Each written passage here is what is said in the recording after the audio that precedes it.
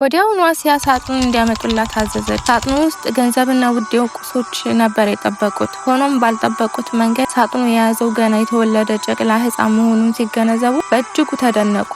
ምንም ልጅ ያልወለደችው አሲያም ገና ሕፃኑን እንደተመለከተች ጥልቅ በሆነ ፍቅር ወደቀች። ሕፃኑ ከማንኛውም ሌላ ሕፃን የተለየ ፍጡር መሆኑን ልቧ ነገራት። ሕፃኑን ይዛ ወደ ቤተ መንግስት በመግባት ለፊርዓውን ነገረችው። እንደ ልጃቸው አድርገው በቤተ መንግስቱ ውስጥ እንዲያድግም ባሏን አግባባቸው። ፊርዓውንም እያቅማማ የሚስቱን ሐሳብ ተቀበለ። አሲያ ሕፃኑን ቤተ መንግስት ውስጥ ለማሳደግ ባሏን ያገባችበትን ሁኔታ በተመለከተ አላህ በቅዱስ ቁርአኑ እንዲህ አውስቶታል። የፊርዓውን ቤተሰቦችም በመጨረሻው ለእነርሱ ጠላት ሐዘን ይሆን ዘንድ አነሱት። ፊርዓውንና አማንም ሰራዊቶቻቸውም ኃጢአተኞች ነበሩ። የፊርዓውንም ሚስት ለእኔ የአይኔ መርጊያ ነው፣ ለአንተም አትግደሉት፣ ይጠቅመን ወይም ልጅ አድርገን ልንይዘው ይከጅላልና አለ። እነርሱም ፍጻሜውን የማያውቁ ሆነው አነሱት። አልቀሶስ ከአንቀጽ 8-9። ጨቅላው ሙሳ ቤተ መንግስት ገባ። ቅርብ ሆኖ የምትንከባከብ ሞግዚትን መፈለግ ተጀመረ። ያም ሆኖ ግን ሕፃኑ ሙሳ የማንኛይቱንም ሞግዚት ጡት ለመጥባት ፈቃደኛ ሳይሆን ቀረ። ይህን ትከታተል የነበረችው የሙሳ እህት ሜሪም የሆነውን ሁሉ ለእናቷ በሰረቻት። ዮኬቤድም እውነተኛ እናቱ መሆኗን ሳታሳውቅ የሙሳ ሞግዚት ሆና ተቀጠረች። ስፍራው የነበረው ሁሉ እጅግ የሚያስገርም ሁኔታ ሕፃኑ ሙሳ ከፍተኛ ደስታ አቅፎ ውስጥ ገባ። ጡቷንም መጥባት ያዘ። ባላህ ቃል ኪዳን መሰረት እናትና ልጅ በፊርዓውን ቤተ መንግስት ውስጥ አብሮ መኖር ጀመሩ። ከማንም ምድራዊ እቅድ ጋር ለመወዳደር የማይቻሉ የአላህ እቅድ በዚህ መልኩ መተግበር ጀመረ። ሙሳ አለይሂ ሰላም በፊርዓውን ቤተ መንግስት ውስጥ እየኖረ አደገ። አስተዋይና መልካም ስብዕና ያለው ወጣትም ሆነ። ሰዎች ሁሉ ሙሳን የፊርዓውን ልጅ አድርገው ነበር የሚመለከቱት የነበረው። እርሱ ግን ፊርዓውን አባቱ እንዳልሆነ ያውቅ ነበር። ሙሳ ለደካሞች የሚያዝን ሰው ነበር። ፊርዓውንን ባህሪ ግን በእጅጉ ይጠላው ነበር። ሙሳ አለይሂ ሰላም አድጎ የነቢይነት ተግባሩን ለመወጣት የሚያስችለውን እንቅስቃሴ ጀመረ። መላው የሰው ልጅ ለአንድ ፈጣሪ አላህ ብቻ እንዲገዛ ማስተማር የዘወትር ተግባሩ ሆነ። አሲያም እንደ ልጁ ያሳደገችው ሙሳ ስለሚሰብከው እምነት ሰማች። የሙሳ እምነት ትክክለኛው የህይወት ጎዳና በመሆኑ ልቧ ይጎትታት ጀመር። ያም ሆኖ የሙሳን መልእክት አምነው ተከታዩ በሚሆኑት ላይ በፊርዓውን ወታደሮች የሚፈጸመው ስቃይና ግድያ እንቅልፍ ይነሳት ነበር። በሙሳ ተከታዮች ላይ በየዕለቱ የሚፈጸሙ አስነዋሪና ክፉ ተግባራት እየጠነከሩ ሲመጣ ሐዘኗ ከአቅሟ በላይ ሆነ።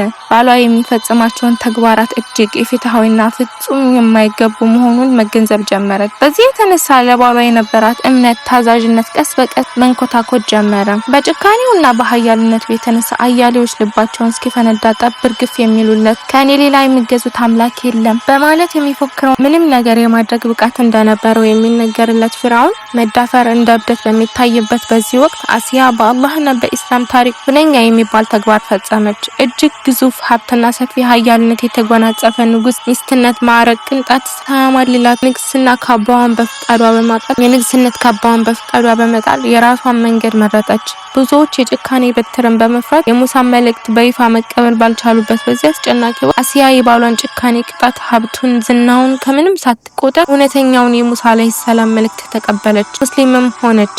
አሲያ በሙሳ መልእክተኝነት በመጣው ሃይማኖት ፍጹም የሆነ እምነት ስላደረባት ከባሏ ተደብቃ እምነቷን ታከናውን ነበር። በመጨረሻ ላይ ግን አሲያ ሙሳ አለይሂ ሰላም የሚሰብከውን ሃይማኖት ተቀብላ ያመለከች መሆኑን ፊርዓውን ጆሮ ደረሰ። ተረካው ይቀጥላል። ለቤት አዲስ የሆናችሁ ሰብስክራይብ እንድታደርጉኝ እንዲሁም ላይክ፣ ሼር እንድታደርጉልኝ ከወዲሁ ጋብዛለሁኝ። ቪዲዮውን በላይክ ብትጀምሩት ለኔ ያግዘኛል። ስለምትከታተሉኝ አመሰግናለሁ። ወደ ተረካው ፊርዓውንም የሚወዳት ሚስቱ የእርሱን እምነት ውድቅ በማድረግ ሌላ የእምነት ተከታይ መሆኗን ሲሰማ በቁጣና መሪር ንዴት ተቃጠለ። ነገር ግን ተስፋ ሳይቆርጥ አሲያ ውሳኔዋን እንድትቀይር አያሌ የማስፈራራት ሙከራዎች አደረገ። ይህንን የፊርዓውን ጉትጎታ በተመለከተ አላህ በቅዱስ ቁርአን እንዲህ በማለት አውስቶታል። ፊርዓውንም ለእናንተ ላልተፈቀደላችሁ በፊት ለእርሱ አመናችሁን? እርሱ በእርግጥ ያ ድግምትን ያስተማራችሁ ትልቃችሁ ነው። እጆቻችሁንና እግሮቻችሁን ለማናጋት በግራና ቀኝ በማፈራረቅ ቆራረጣችኋለሁ፣ ዘንባባም ግንዶች ላይ እሰቅላችኋለሁ። ማንኛችሁም ቅጣት በጣም የሚቆይ መሆኑ ታውቃላችሁ አላቸው። ታኒዋን በምንም መንገድ የማትቀለብስ መሆኗን ሲገነዘብ የጭካኔ በትሩን በአሲያ ላይ ማሳረፍ ጀመረ።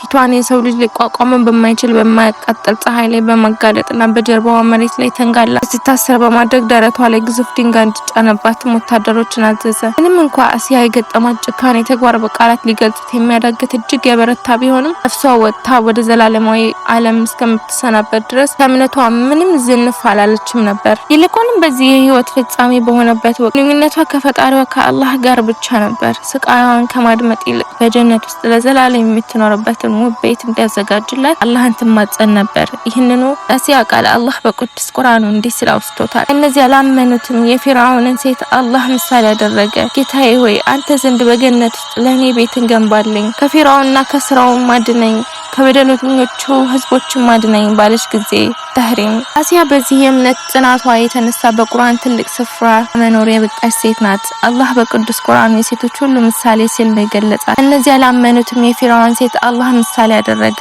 ጌታዬ ሆይ አንተ ዘንድ በገነት ውስጥ ለእኔ ቤትን ገንባልኝ፣ ከፊርዓውን ከስራውም አድነኝ፣ ከበደለኞቹ ህዝቦችም አድነኝ ባለች ጊዜ ነብዩ መሐመድ ሰለላሁ ዐለይሂ ወሰለም ወንዶች መካከል ፍጹም የሆነ የእምነት ደረጃ የተጎናጸፈ ካቶች ናቸው። ከሴቶች መካከል ግን ይህን ደረጃ መጎናጸፍ የቻሉት የፊርዓውን ሚስት አሲያ፣ ኸዲጃ የረሱል ሰለላሁ ዐለይሂ ወሰለም ባለቤት የኢምራን ልጅ መርየም ብቻ ናቸው በማለት መስክረዋል። ሰሂሁል ቡኻሪ። አድማጮች አሁን ድረስ አብራችሁኝ ስለቆያችሁ አመሰግናለሁ። በቀጣይ ክፍል በሌላ ፕሮግራም እስከንገናኝ ድረስ ቸርን ሰንብት። አሰላሙ አለይኩም ወራህመቱላህ።